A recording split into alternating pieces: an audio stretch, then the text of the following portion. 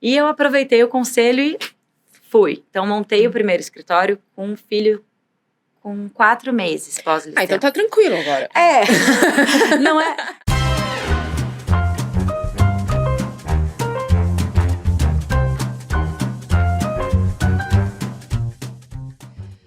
Oi, gente, tudo bem? Estamos começando mais um episódio do Papo no Café. Temporada nova, estúdio novo. E espero que vocês gostem do que vem por aí. Hoje eu tenho uma convidada muito especial, Marina Mandetta. Sim, ela é filha do nosso ex-ministro Luiz Henrique Mandetta, mas não vamos falar sobre isso. E eu vou deixar para ela se apresentar e contar pra gente um pouquinho quem é a Marina. Bom, primeiro, Manuela, obrigada pelo convite. Obrigada a você por estar aqui. Já conhecia a iniciativa FIS, cada dia mais bem estruturada, enfim, um espaço incrível para a gente debater inovação em saúde. Como você já me apresentou, sim, eu sou filha do ex-ministro, tenho um enorme orgulho da trajetória do meu pai. E nasci na mesma cidade que ele, em Campo Grande, Mato Grosso do Sul, numa casa de médicos. Minha mãe também médica, dedicada ao SUS. Meu pai é ortopedista, tenho um irmão médico também, agora aqui no Rio. Mas eu me dediquei à advocacia. É a ovelha negra da família. Uma espécie de ovelha negra. Na verdade, eu e meu irmão mais novo somos advogados. Eu me mudei para o Rio de Janeiro com 16 anos. Vim para cursar Direito na Universidade Federal e acabei me dedicando à área de propriedade intelectual, que foi a área que eu fiz a minha pós-graduação. No meio do caminho, a área de saúde acabou cruzando. Assim, eu iniciei com o estudo de patentes farmacêuticas, achei que fosse seguir para esse lado dentro da saúde, acabei indo para entretenimento, para outros segmentos da propriedade intelectual, mas a saúde acabou me encontrando e hoje a gente tem um escritório de advocacia com sede no Rio, mas com atuação nacional, focado na área de saúde, né? Atendemos algumas operadoras, empresas de telemedicina, então temos esse olhar aí estratégico para as operações de saúde suplementar. Uau, não sabia disso. Na verdade, eu sabia da atuação em saúde, não sabia que você tem a família toda de médicos e que Sim. Você começou por uma outra área e chegou aí, né? Além disso, meu avô é médico também, é um dos fundadores da Unimed, no Mato Grosso do Sul. Então, assim, são várias gerações dentro da medicina, embora hoje eu tenha vários primos, enfim, no direito, mas a medicina sempre esteve muito presente, é sempre muito relacionada, né, à nossa família. Que legal. Sim. E a gente acaba se encontrando mesmo em algum momento, né, esses temas, né, da família. Sim. Acho que é natural, você vivencia aquilo dentro de casa, né, e acaba conhecendo. Conhecendo. Mas eu vou te fazer uma pergunta, que você me contou um pouquinho, a gente estava conversando um pouco antes. Claro. Você falou que está num outro escritório. Sim. E vou entrar numa questão pessoal. Claro.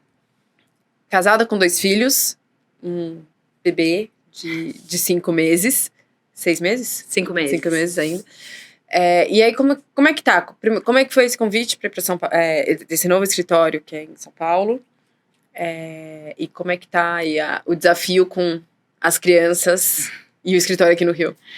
Bom, acho que conciliar a maternidade e a profissão é um desafio para a mulher moderna, né? Assim, algo que eu sempre tive muita vontade de ser mãe. Eu fui mãe bastante jovem, engravidei com 24 anos, enfim, casei e casei grávida, na verdade. Descobri que estava grávida no mês do casamento. E apesar de ser um desafio, a vida profissional sempre foi algo com um peso muito grande. Tanto a vida profissional quanto os relacionamentos sociais. Eu sou uma pessoa muito sociável, então eu cheguei no Rio e logo me engajei a várias instituições e, enfim, comecei a trabalhar com 18 anos, então não existia a possibilidade de ser mãe e depois trabalhar, ou ser mãe e depois prestar concurso público, as coisas foram acontecendo. Eu pulei de estágio em estágio, assim, sempre tive uma vivência de escritório de advocacia, comecei com 18 anos num escritório de médio porte aqui no Rio de Janeiro, na área do contencioso civil, depois passei para o contencioso estratégico, depois fui para a Defensoria Pública, porque eu queria ter uma ideia, enfim, de como que eu ia me colocar no mercado e poder vivenciar isso como estagiária. Eu acho que te traz enormes facilidades, enfim. Uhum. Depois eu fui para a Itália fazer uma parte da faculdade lá, e foi lá que eu me encantei pela área de propriedade industrial, propriedade intelectual, e comecei a ter uma ideia melhor do que eu queria exercer na advocacia. Voltando, eu fui para um escritório na área de infraestrutura. É bem eclético, mas que Que tinha, bom. enfim, mercado de capitais, enfim, uma área mais empresarial, escritório também bastante grande, com atuação nacional, enfim, sede em Rio, São Paulo. E aí, enfim, exatamente nesse momento eu falei, bom, eu gosto muito de propriedade intelectual dentro desse universo para onde eu vou. E acabei me identificando com o campo do direito autoral e entretenimento. Então fui para um escritório que era uma boutique de entretenimento. E comecei a verticalizar a minha atuação nesse sentido. Então, cinema, teatro, música, esses eram os temas, o meu dia a dia. Sou casada com um músico. Então, o meu dia a dia era muito esse universo cultural. Só que chegou um momento que, eu, com todo esse background, família dentro da área da saúde e tal, eu falei, gente, eu tenho um networking, eu tenho uma vivência, eu tenho outras áreas empresariais para explorar. E acabei achando que aquele escritório estava muito nichado, embora sejam pessoas com quem eu me relaciono, excelentes pessoas. Resolvi buscar um espaço onde eu pudesse desenvolver esse meu potencial de relacionamento, de interesse mesmo pela área empresarial, lato sensu, enfim, de forma mais expansiva. Fui para um escritório, foi quando a gente começou, um escritório que estava começando, e nós começamos a desenvolver diversas prospecções. Dentro desse relacionamento, a gente acaba fechando a primeira operadora de saúde. Não é uma grande novidade, tem vários, se você colocar meu nome, enfim, vão ter várias matérias relacionadas a isso. Nosso primeiro cliente foi a Unimed Rio, né, uma operadora de saúde com uma operação grande na cidade do Rio de Janeiro. E daí a gente começou a desenvolver e prospectar novos clientes na área de saúde dentro desse escritório, no qual, à época, eu era associada. Ocorre que eu casei e engravidei e saí para minha licença maternidade e, novamente, havia alguns questionamentos ali sobre se aquele espaço era um espaço onde eu queria desenvolver a minha atividade profissional, pela forma como eu via a sociedade, tamanho de escritório, quais eram, né, os escritórios nos quais eu me inspirava. E, à época, eu já conhecia esse escritório para o qual me foi feito o convite. Um escritório originalmente do Mato Grosso do Sul, nasce, né, no Mato Grosso, enfim. O escritório já tem 50 anos de atuação e abrangência nacional. E já conhecia um dos sócios diretores. Ele é uma figura que é uma grande inspiração no direito para mim. Também se formou aqui no Rio de Janeiro. Foi membro do Sérgio Bermudes, que é outra casa incrível, que eu acho que é uma inspiração para todos os advogados, né, atuais. E, enfim, à época eu já vislumbrava aquele espaço como algo que eu gostaria que o meu escritório, se eu eventualmente tivesse um escritório, que o meu escritório tivesse esse tipo de oportunidade, esse tipo de relacionamento, esse tipo de escala, enfim. Então, aquilo ficou ali no meu radar. Mas eu acabei optando, tive uma conversa, inclusive, com esse sócio, antes de voltar da licença maternidade, questionando o que você acha, eu tenho esse cliente que eu captei, tenho esses relacionamentos, acho que gostaria de montar um escritório. E ele foi a pessoa que falou para mim e para minha atual sócia, Marina, vai em frente, monta o seu escritório, acho que você tem muito perfil de advogada, de empresária, acho que vai ser muito bom para o seu crescimento profissional. E eu aproveitei o conselho e fui. Então, montei o primeiro escritório com um filho com 4 meses pós-licença. Então tá tranquilo agora. Não é... Comecei do zero mesmo, assim, abrir a empresa e locar sala e montar a estrutura de TI, administrativo. A equipe que existia nesse escritório anterior seguiu conosco. Então, montamos um escritório 100% de mulheres à época. Que animal. Éramos só mulheres. Eu, a minha sócia, que é a Juliana, e tínhamos, na época, todas as advogadas associadas e administrativo de mulheres. Hoje já não é mais essa estrutura, o escritório deu uma mudada, inclusive, no momento em que eu aceitei o desafio, tem que voltar. Nesse escritório, a gente desenvolveu muito a área de saúde, crescemos, estamos em crescimento constante com a carteira, tanto no Rio quanto em São Paulo. Eu desenvolvi muito a área de entretenimento também lá dentro. O meu irmão se formou na USP em São Paulo e nós nos damos muito bem, então já era uma ideia que ele viesse a trabalhar no escritório, mas essa ideia tomou pé, enfim, se concretizou no momento em que o escritório do meu, esse escritório, que é o Ernesto Borges Advogados, que é a pessoa que me auxiliou lá atrás, que falou, Marina, vai em frente, o sócio, me fez esse convite. Olhou a nossa estrutura aqui no Rio de Janeiro.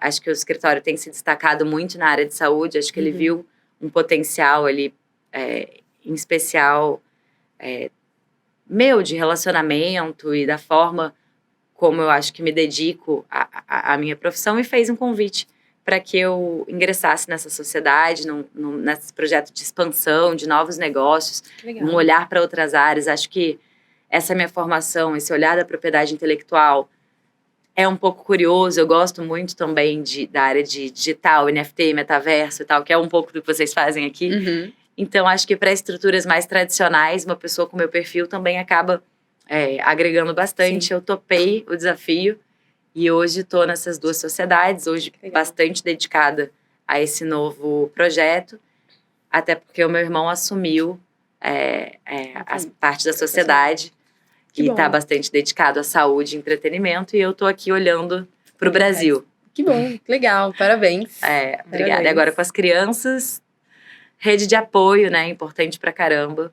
Eu tenho a minha sogra aqui morando no Rio, tenho, né, babás que me ajudam em casa, e tento sempre conciliar aquela coisa, saiu de uma reunião, consegue ir ali, vai buscar na escola, volta, espera eles dormirem para estudar, leio o valor econômico antes deles acordarem. Então é mais ou menos assim que o negócio acontece. Eu imagino que deve estar uma loucura. Você falou uma coisa que me pegou um pouco, e eu acho que já conversei com algumas pessoas e passaram mais ou menos a mesma coisa, no mesmo período. Você viu, você estava de licença, você viu que queria, né, começou a pensar, começou a refletir sobre o seu antigo trabalho, seu antigo escritório, e abriu o seu. Sim. Você estava voltando de licença maternidade, que recebeu essa proposta. Sim. E eu tenho amigas que, conversando com muita gente, é um período muito de reflexão. Você acha que que realmente para você foi isso? Ou surgiu a oportunidade, você aceitou? Com certeza. Da primeira vez, de uma forma muito mais típica, nesse sentido. Eu acho que é um momento que a gente se volta muito para as nossas necessidades. A gente olha, eu tô nesse lugar, você tem... O dia a dia do trabalho, ele é, né, operação, ele é corrido, você tem pouco tempo de reflexão, essa que é a verdade. No mundo que a gente está, com as demandas que existem, com os clientes, então você acaba não parando para fazer uma análise, um overview, embora seja extremamente importante, né, a gente entender como a gente está distribuindo o nosso tempo. Ainda mais nós, que somos mulheres, casadas, com filhos, sem interação social. Tem, além do trabalho que você tem que desenvolver, o networking para você conseguir, né, fazer a roda girar e tal. Então, da primeira vez, certamente, o fato de eu ter ficado em casa e refletindo um pouco quais eram as minhas possibilidades de crescimento. Tem muita gente, eu acho que isso cada vez menos, tem ocorrido menos, até por toda a força do ativismo feminino. A gente tem conquistado, né, ampliado pelo menos, e tentando reduzir as nossas disparidades de salário, de postos, enfim. Mas é inegável que quando você olha um ambiente de trabalho e você se torna mãe, você pensa muito em qual é o seu poder de flexibilidade daquela rotina, daquele horário. Então, acho que uma das coisas que a época me levou a montar o escritório era tentar ter essa flexibilidade para conciliar né, os meus horários e tal. Acaba que é muito mais difícil na prática do que a gente acha quando a gente está tomando decisão. Que é nossa, a gente pode tudo, né? Mas fato é que, sim, ser dona da minha empresa me trouxe uma certa liberdade nesse sentido. Inclusive, à época, o escritório ficava na rua da minha casa, então eu conseguia ir em casa na hora do intervalo, etc. Mas eu acho ao que mesmo muito tempo, perto, né? Dessa vez, por exemplo, a minha licença maternidade, os clientes não pararam de me ligar, enfim. Foi difícil, eu não consegui ter aqueles 6 meses, de fato, em casa. E acaba que você não consegue também, porque eu acho que você depois... também não quer ficar 6 meses em casa. 6 meses em casa. Na verdade, as coisas vão acontecendo. Enfim, é um cliente, é uma demanda mais importante, é uma oportunidade que você vislumbra. E, pelo menos pra mim... É um evento, porque eu vi que você tava... Acho que o eu participei de um evento com 3 semanas, posso falar? Tinha acabado de nascer, você tava lá. Enfim, eu tenho um pouco essa natureza, eu tento dar uma controlada. Inclusive, eu fiquei 60 dias no Mato Grosso do Sul, na fazenda, sem internet, sem telefone, para conseguir cumprir a minha licença. Que delícia. E aí, ao final de 3 meses e meio, no início, enfim, com 4 meses, eu retornei e iniciei, de fato, esse projeto no Ernesto Borges. O convite veio antes, o convite surgiu antes, de fato, da minha licença. Já era algo bastante avançado, mas pelo fato da gravidez, enfim, da licença, a operação mesmo, o engajamento no escritório, inclusive meu ingresso na estrutura social, ocorreu após a minha licença maternidade. Sim. Que legal. E aí agora estamos aí, 100% dedicada. Parabéns. Fico feliz com essa nova empreitada. Mas você também tá voltando. Eu tô voltando. A gente não consegue ficar parada. A gente não consegue ficar parada. Ele tá com 4. Vai fazer 4. Vai fazer 4, Foi bem tranquila essa minha volta com 4 meses. É óbvio que a legislação... Eu acho que a gente tem uma legislação também que olha para diferentes formatos de trabalho, né? A legislação é 4, algumas empresas se beneficiam de expandir para 6 meses. Eu acho que é extremamente importante, inclusive em países nórdicos a gente tem até uma licença ampliada, acho que dentro da realidade do Brasil, 6 meses... Uma coisa é você falar, uma mãe que volta com 4 meses, mas com a flexibilidade de sair e tal, morar perto do trabalho. Outra coisa é uma pessoa que tem uma jornada que tem que se deslocar 2 horas, depois mais 3 horas. Então, assim, mas é fácil também a gente falar, a gente tem que reconhecer o nosso local de privilégio dentro dessa volta programada, enfim, escalonada. E assim, a gente conversou muito pouco, a gente é vizinha. Somos vizinhas. A gente se encontrou muito rápido. Falou, voltei. Mas estou do lado de casa. Sim. E também, vou voltar, não vai ser... Alguns 100%. Quilômetros. Alguns minutos de trânsito. Demorei 1 hora para chegar aqui hoje. Tem essa.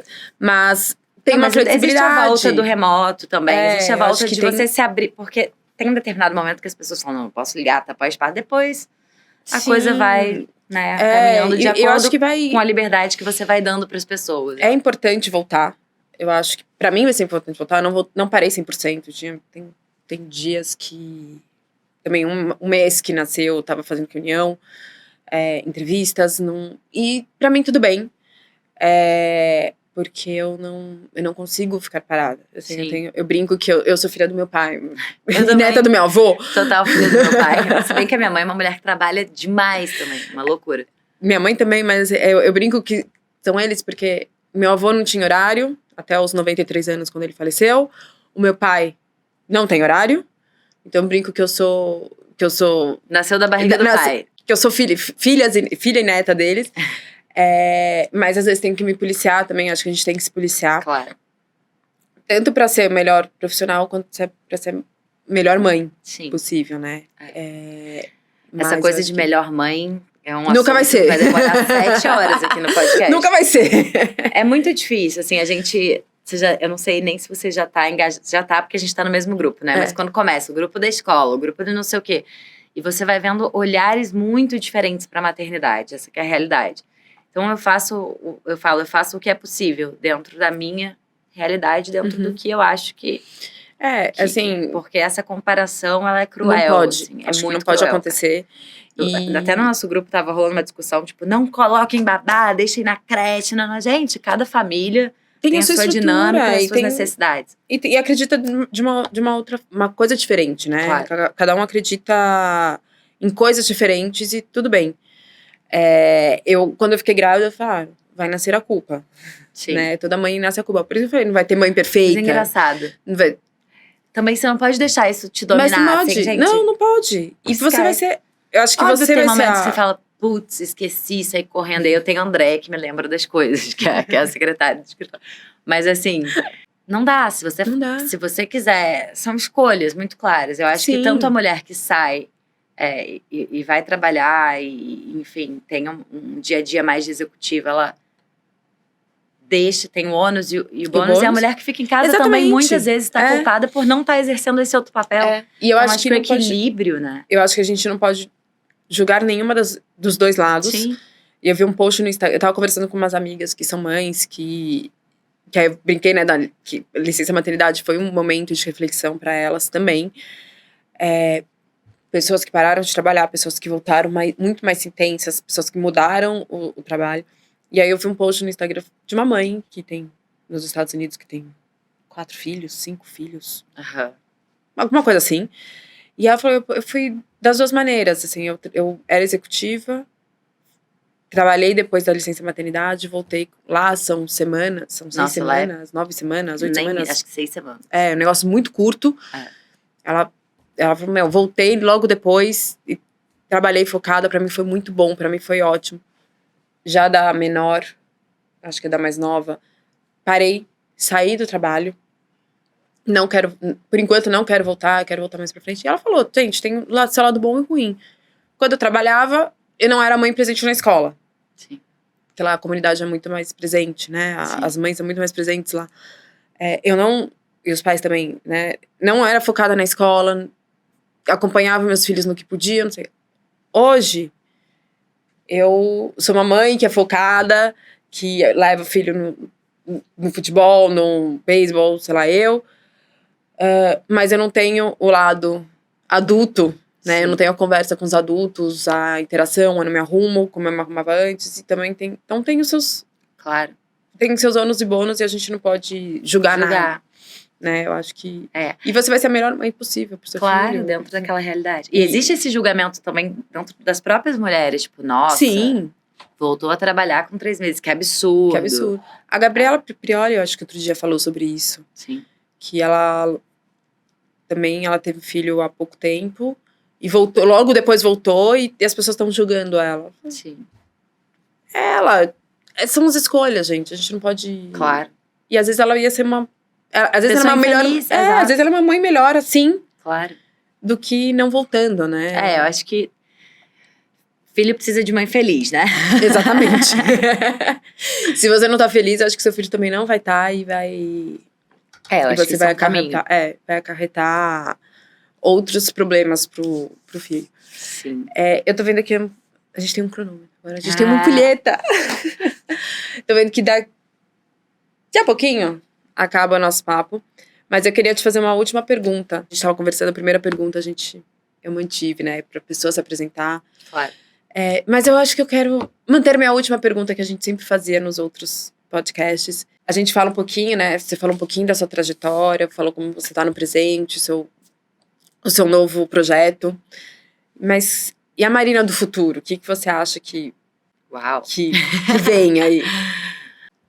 Engraçado, eu fiz 30 anos. Aliás, rapidinho, eu ia comentar sobre o seu post, que tá a família toda no carnaval. Sim. Você falando, gente, é o meu sonho. Pois é. Esse post, só pra dar uma contextualizada, que eu escrevo, tudo um dia aqui foi um sonho.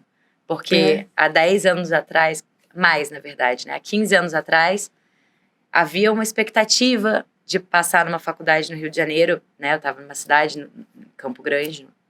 Havia esse sonho da UFRJ, o sonho do Rio de Janeiro. Por incrível que pareça, casamento não era exatamente um sonho. Eu queria muito ter filho, não sabia exatamente com quem, e a festa e tal não fazia muito sentido. No final, acabei, graças a Deus, encontrando uma pessoa maravilhosa. Tive uma festa incrível também.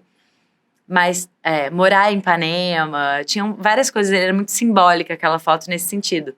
Então, tudo aqui já foi um sonho. E aí, eu coloquei ali esses 10 anos. Então, em 10 anos, eu morei fora do Rio, né? Morei na Europa, voltei, passei por uma série de escritórios, montei a minha empresa, casei, tive 2 filhos. Tudo aconteceu muito rápido.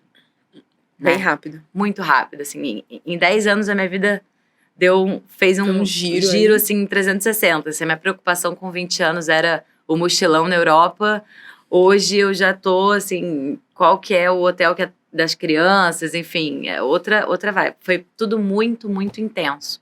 Eu sou uma pessoa muito intensa, então eu realmente não sei o que a próxima década me reserva. Porque essa parte de casar, ter filho, ter o seu próprio negócio, essa já já andou. Eu preciso confessar. Eu adorei o seu carnaval. Pois foi bem intenso. Eu adorei o seu carnaval. Foi bloco, Sapucaí, festa particular. Porque eu acho que a gente tem que conciliar as coisas, assim, dentro do que é conciliável.